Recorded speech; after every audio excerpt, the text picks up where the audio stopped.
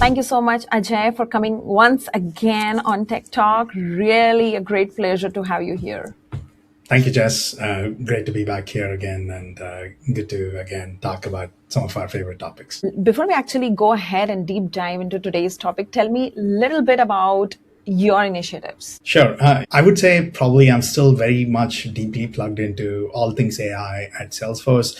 The larger shift of focus has been more around how do we really get the go to market and adoption up and running for a lot of our customers because what's happened is over the last 36 months or so of the agent force or the agentic journey at Salesforce, we've really been successful in getting a lot of customers on board the platform.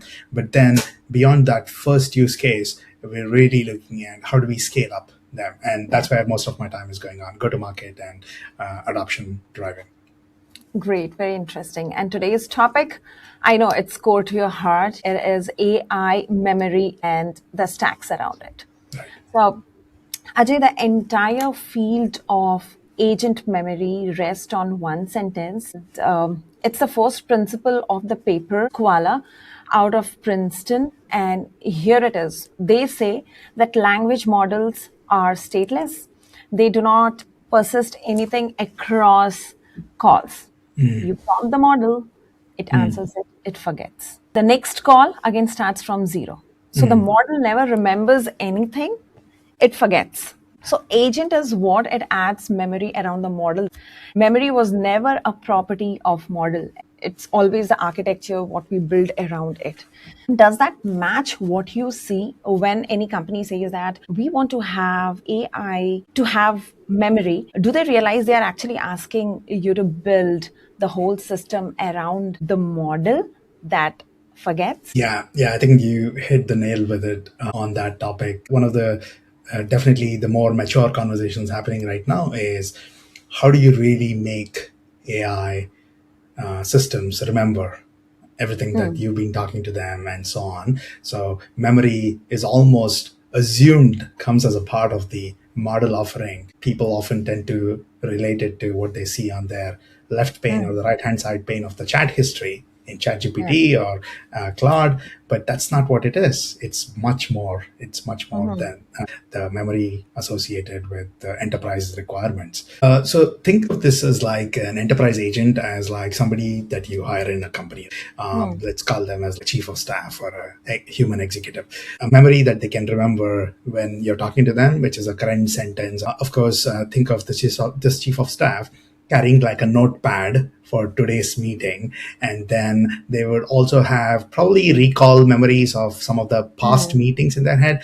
They also come from a domain knowledge. Somebody is in banking, somebody is manufacturing. As a chief of staff, there is a certain operating procedure. And then there is, of course, all the knowledge associated with that company that's stored somewhere. So what happens with an enterprise AI memory stack is simply these layers that is to be seen around this. And most of our customers, when they come to a brand like Salesforce, they almost imagine Salesforce would provide these layers to them without actually looking at this as multiple layers. They assume that AI systems or agents almost offer these layers. And that's typically where we'll have to peel the layers of the onion one by one. And that's typically what really opens up the more memory conversation. So in this conversation, we are going to touch on two things. One is context and the other one is memory around it. So let's start with our pillar one, which is context. I want to be clear, disagree with it, but context is not the memory. A lot of people blur this. Context is simply what AI can see at the exact moment. So your question, your goal, whatever we have handed it for one task. So context to me is attention. Memory is what it stays behind after AI fades away or looks away. It stays a bit. And also there is a famous Stanford study from 2023 that is called as Lost in the Middle. Yes. That says that they found that if you put something important information in the middle of a long context, the AI's accuracy drops more than 30%. I'm talking about 2023, and even in 2026, this has not changed much. The concept is still there. It's something called as context rot. So Yeah. stuffing more than actually needed can really make AI worse. So what do you think about it? What context is, and what do you think are the disadvantages of having more context? Sure. You simplified the definition of context there. So the origins of context was basically Hmm. because, as you said, LLMs were starting off to be as Hmm. stateless functions. Will talk about where LLMs are heading. Will they have memory in the future and all of that later? But LLMs are, as of today, even still today, are mostly stateless, right? They do Hmm. not remember anything between the raw API calls. What is context window is the active working space where Hmm. computation really happens between you asking a query and think it is exactly what it is. It is the attention head, it is the prompts that get formatted, and it is the cache that hits the LLM. Hmm.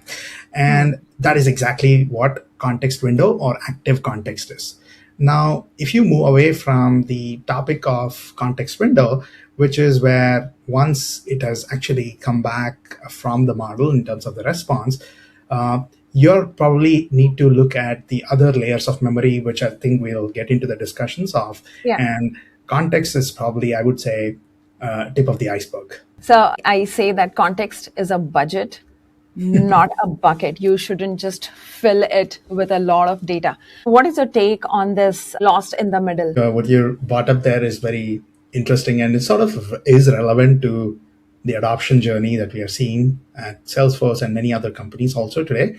But to the point of what has really happened, context windows, if you look at the last 24 months, Yeah. 36 months, have expanded into millions, Yeah. billions of tokens, right?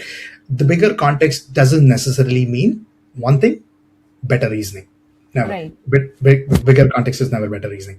That is one definition I would almost put as like a textbook heading chapter. And as you rightly said, larger contexts often suffer from the lost in the middle phenomenon, which is exactly what the Hmm. Stanford paper highlighted about.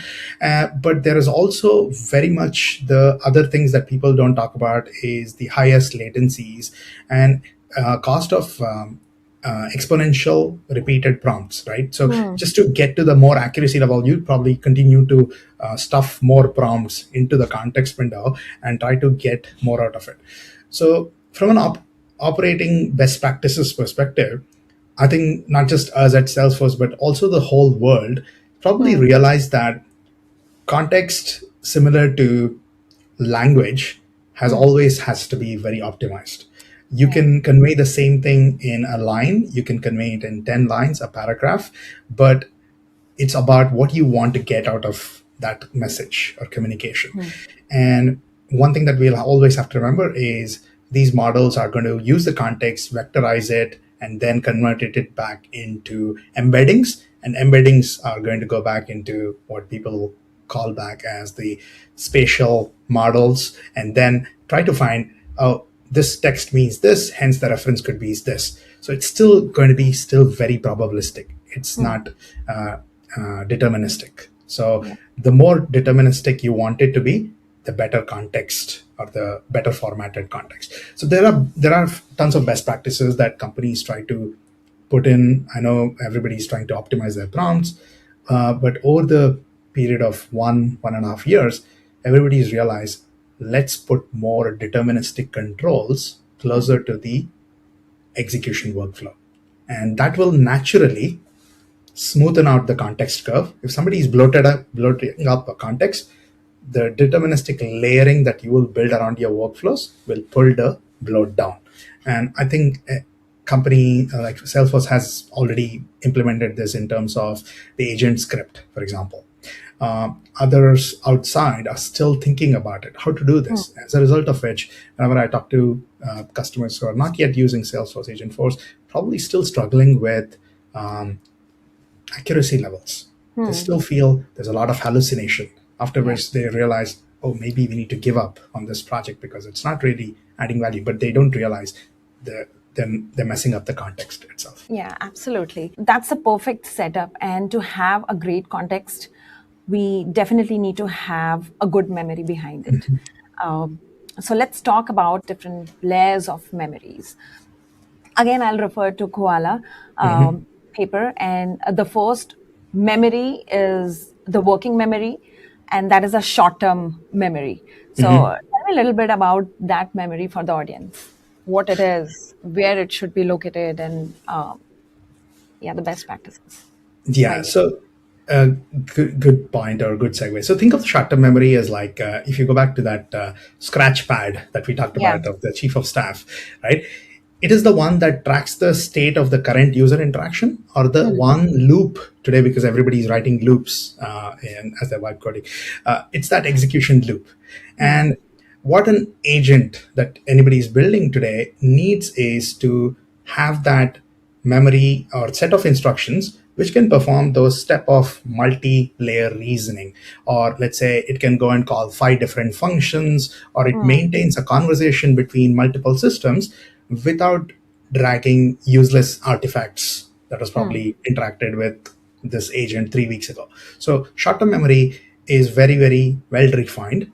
It is very, very session specific, and it has always been very summarized, stripped of the you could say transient noise around it, and avoids going into the deeper layers, as we said, doesn't go into what happened 1 week ago, for example.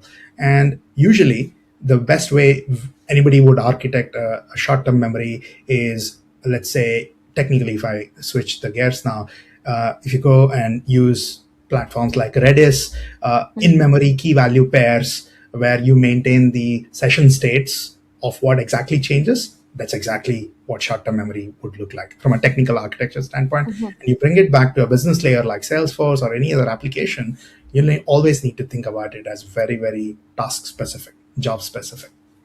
Yeah, I completely agree to it. So working memory is AI's train of thoughts. A lot of time people get confused with the context and working memory. So do you want to differentiate these two for the audience? When you say context, you're typically even looking at what is being asked. It's the prompt that you're actually typing in right now.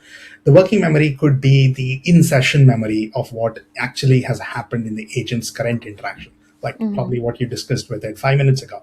A good example is if you open up ChatGPT today or Gemini today, and let's say you put in a PDF and you want to ask some questions associated with it. Summarize this for me. It is a context. Beyond this thing, it doesn't know what summarize this for me means because you're asking this in the context. The working memory is when you go down 5 minutes later, when you're asking a lot of other questions, you can still go back and say, can you rewrite the summary again? It'll continue to use whatever you've discussed and make up the summary all over again because it uses the working memory's output, and then it can come back with a final answer. So that is how I would see as a difference for somebody who's just looking at, oh, what is context versus working memory as a bare bone difference. Absolutely. And once the session is off, so the working memory, it is still active or it doesn't persist. Would you like to talk about this for the audience? Good question. Technically, by definition, the working memory shouldn't persist after the session is off. But today, we could engineer it in such a way that the working memory could go back to becoming like the episodical memory, a saved session state. That's typically how we end up saving a lot of session states for our agents as well, where we can look back on what happened, why does this agent behave this way. So by default, it should end, and that is a session state for that particular agent's context. So if you have to get anything which has happened before, you can refer this as episodic memory. The question it answers is what happened last time I did this. And a simpler version could be episodic memory is AI's diary. Not the facts. Yeah, not the facts. Actual experiences with a sense of what just happened and when kind of thing. I know that you have built this before. What's the hard part? Is it deciding what is worth writing in the diary, or it is finding the right entry later when you actually need it? I think it's the latter.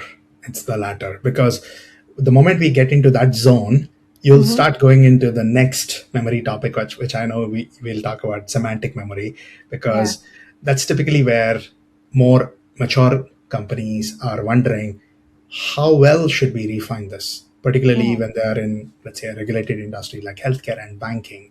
They have to deal with all these compliances, SOC 2, and certain timeline beyond which the audit log shouldn't be maintained or shouldn't expire. mm, All of this is very important, and none of this is written anywhere. And now the industry is now coming back to say, oh, maybe we should think of this is what episodical memory should look like. When we mm, start extending the muscle of episodical memory and make something else on top of that, that's where semantic memory starts emerging. So mm. we'll ease into that topic as we go. Do On you think this layer is still getting matured? It I is think not so. mature I at think all. so. Yeah, yeah, I think so. It's almost like people are trying to evolve from their Still maturity learning levels. about it. Correct. It's so you said that episodic memory is really the raw material, the experience that later became knowledge and skill. Episodic is what happened to me. Next kind is completely different. It is not experience, it is plain fact. So you know what it is. It is semantic memory. Right. And we keep hearing about a lot on this semantic. I think this is one of the mature layers, but instead of me telling that, I would like to know more from you. I would say the one that we are about to talk right now is the one where companies and research labs are also paying a lot more attention and diving down. Because what's happening here with semantic memory is it's purely starts to become more fact based. It's detached from general knowledge, right? It's in this case starts to become the agent's, you could say, encyclopedia of jargons that is very specific to that company, the domain knowledge that is very specific to that industry, the standards that you talked about, product specs. And when an agent needs to remember certain things where you don't have to hard code a lot of that into the instruction, like nobody needs to type in what really should be the limits of SOC 2 compliance, for example, right? It should be part of the semantic memory of that agent. That the agent should be able to recall. Like if you talk to an agent that works in a legal industry, it needs to know that you cannot do a certain appeal after a certain date of expiry from the initial filing and so on. That need not have to be an instruction or given in the context. It should be part of the instruction set, a system prompt level, if you could go to that. And in certain sense, it's almost like the absolute truth when you are trying to build an agent from the ground up. What is happening there and why this is important is this is the basis on which the whole retrieve augment generation even started, right? That is typically where you have a lot of documentation structured that gets stored, and knowledge graphs are getting built out of that, and hybrid search has evolved from it. So I would say semantic memory has developed a lot of legs today. It's no longer just one box. It's got multiple other sub branches, and there are many companies that have come up with different interesting product lines just using semantic memory as a concept. Yeah. So episodic memory is what happened to me. Semantic is what I know to be true, right? Yeah. One is experience. Another one I would say is the fact. And like how you mentioned that a lot of companies have started building the semantic layer or semantic memory, and they might not even call it a semantic memory, but something is already existing in the system and practice where AI looks up your documents and knowledge and provide all the information. I think the semantic layer in itself, largely the first time we started thinking about semantics was how do you deal with certain types of data? How do you handle certain types of data types, for example? That started way back when we were defining the relational databases of the world, RDBMS. And from there on, we started to build cloud systems, and semantic layering became an important aspect of how you architecturally were building applications. Now, that semantic as a terminology is pretty much it's carried the same meaning. It's the fact of how to do this. How do you invoke this? And it is very, very topical, and some of it is very much embedded in how every company thinks. I would never put as there's a universal semantic memory available outside. Semantic memory for Salesforce could be very different from the semantic memory layer or a semantics for SAP, for example. And I think that's where the protocols of the world are evolving. We've now started to see beyond MCP, A to A, agent to agent protocol. Agent to agent protocol a handshake between those semantic layers? Maybe. We don't know. The answer is it's still evolving. So the next one, any guesses, Ajay? I would almost say it's either a customer associated, or you would probably put it as procedure oriented. Yes. So the Okay. next layer or pillar I'm thinking to talk about is procedural memory skills. It is about how do you really do it? And it is the skills. These skills can either live in AI on its own or inside the model itself. Yes. So now we have got the full set. Episodic is what happened. Semantic is what's true. Procedural is how do I do it actually. And some skills are written by the engineers, and some the AI picks up and learn over the time. Okay. Explain from your vantage point on what level of development are you seeing in the procedural memory? Sure. So as you rightly said, procedural memory is all about the knowledge of how to do things, right? Like it's the schemas and Yeah. standard operating procedures and so on. And the question of like, why did we even think of yet another memory layer? Because semantics is about knowing the facts, as we talked about, and episodical is about remembering the past actions. But it isn't enough for an agent to know which API to call in order when to issue a refund without violating a corporate policy, for example. So this is where typically the procedural memory comes in. One thing that is often very important that people forget is this is the memory layer that's often or most of the time deterministic.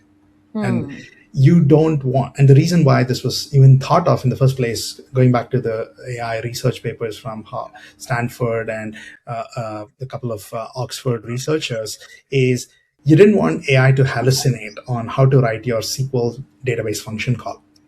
So that was the first time where they started thinking about this. And some of the examples of what is being brewing in this space, like we talked about Salesforce's implementation of agent script, which is the Yeah. skill set now well defined to be more deterministic. That's where you are almost giving out that procedural memory of how to do this invocation. So there are tool calling, there is function definitions, if you go and look at, if you're working with OpenAI ecosystem, the OpenAI's function calling schemas, that's actually a procedural memory now model providers are providing. And if you go and work in an open source environment, like if somebody's using like LangGraph, the state machines that LangGraph provides, that's a procedural memory.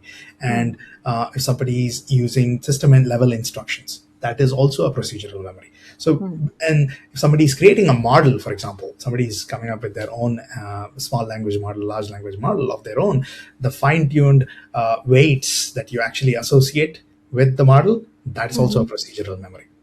So it can take different shapes and forms, but I think to the use cases and examples that I talked about, OpenAI or Anthropic, for example, are working on, hey, how do we build our own long-term procedural memory for our customers, for people using the models? And the same way, application providers like us are thinking about our own procedural memories too.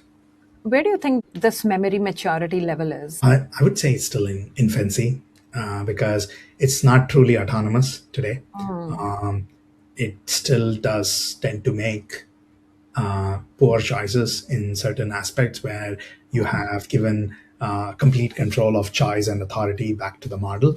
Yeah. You will almost have to see it going back to what I would love to see is procedural memory having a very strong dependency on the episodical memory and semantic memory to go and make the best decision. It doesn't always do that today. And I think that's why I'm saying it's still very much in its infancy. Yeah.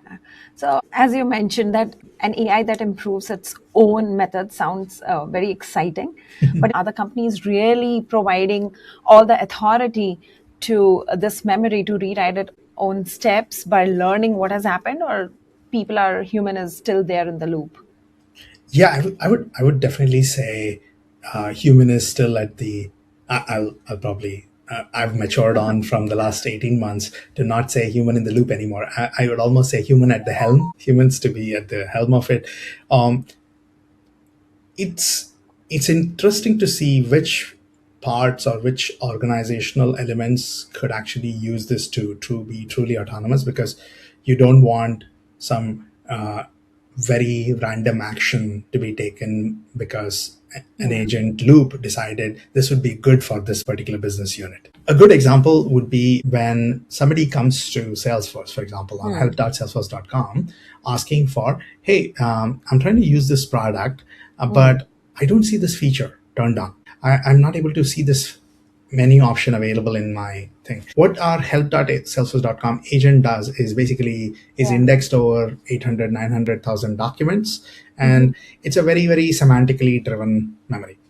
Yeah. But now, if this customer, the agent also asks, would you like to connect your org? Or will you be willing to Hmm. authenticate using your org ID?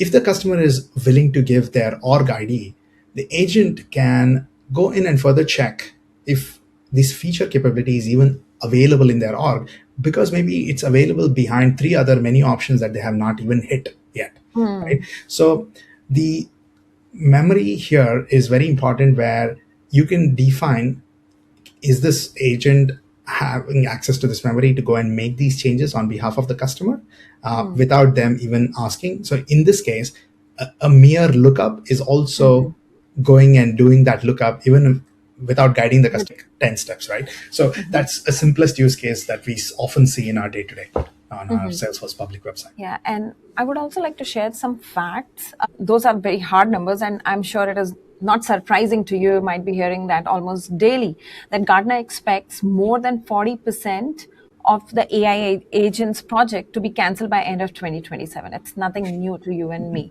right? Because of cost, unclear value, weak controls. Another one, IDC says 88% of AI agent test projects never make it to real world.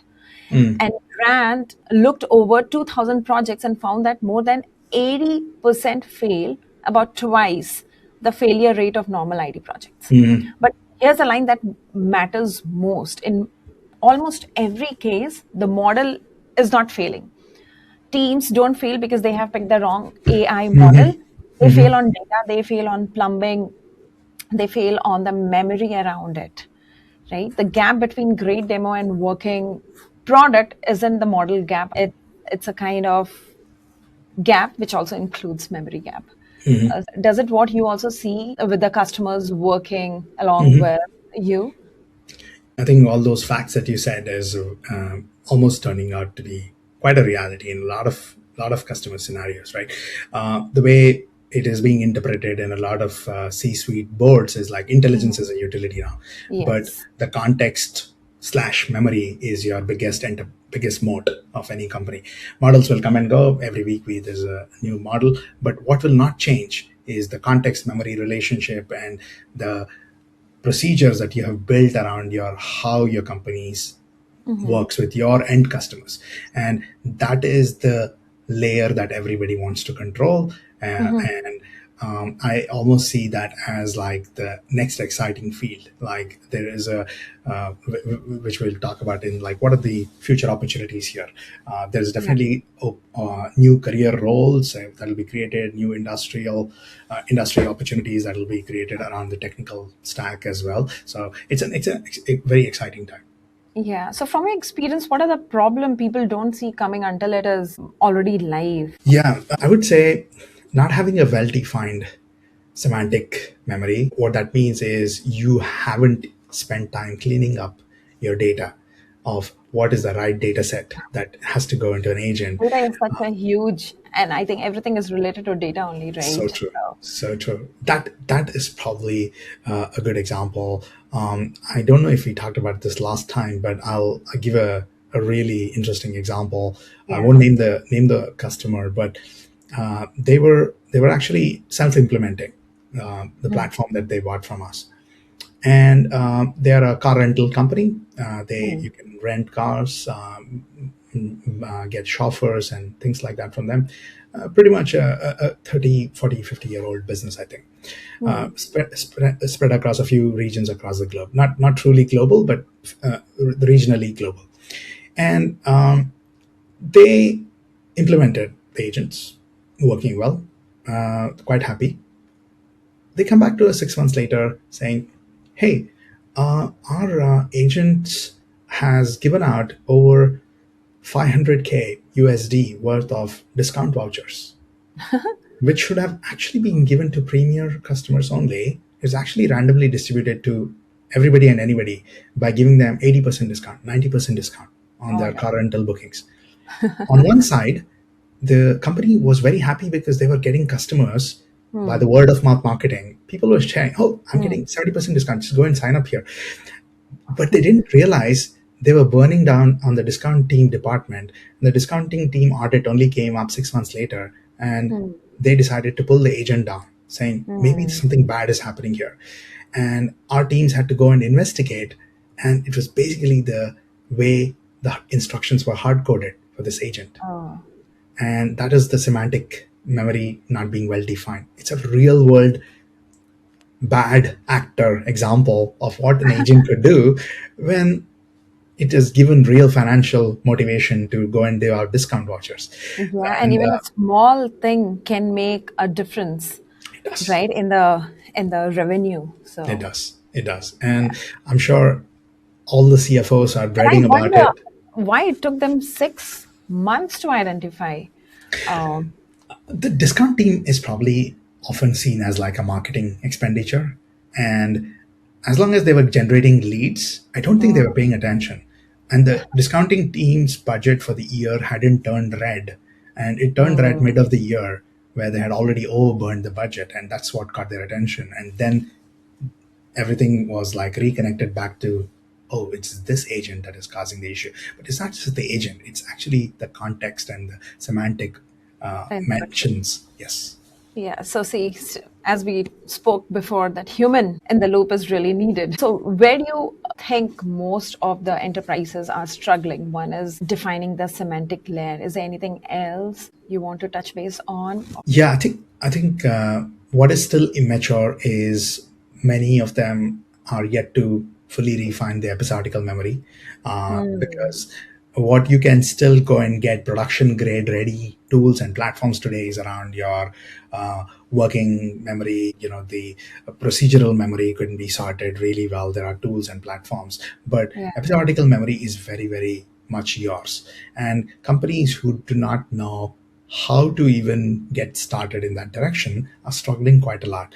And as we discussed, a bad data in is only going to give a bad data out. Right. And many companies do not know the quality of data. Hmm. And one of the many reasons why you would assume Salesforce invested quite a lot to acquire a company like Informatica in the first place, Right. because we realized there's a lot of customers out there who still are operating with poor quality data, which can actually get better. And we are thinking, how can we actually make it better for them while the agent is in action? Can the Hmm. data cleanup happen in the flow? Hmm.